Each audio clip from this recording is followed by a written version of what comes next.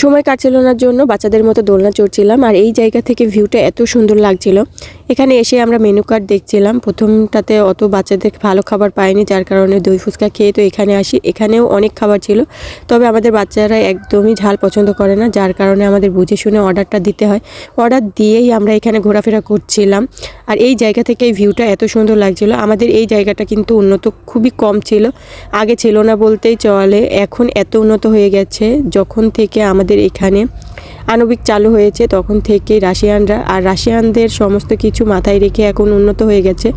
তো এই রেস্টুরেন্টটা আমাদের 4 তলায় আছে, উপরে আরও 1 তলা আছে। এখানে শুধুমাত্র রাশিয়ানরাই যেতে পারে, উঠা যাবে না ওখানে। তো আমরা অনেকবার বলেছি যে উপরে যেতে পারবো কিনা। ওখানে উঠলে না এই ভিউটা আরও ভীষণ সুন্দর লাগে, তো যেতে দেয়নি। পরে কি করব, আমরা এখানে ঘোরাফেরা করছিলাম। চেয়ারটা ছেড়ে দিই বাচ্চাদের জন্য, পরে আমি দোলনা চড়ছিলাম। তো দেখা হচ্ছে নেক্সট ব্লগে কি অর্ডার দিই। তো আল্লাহ হাফেজ।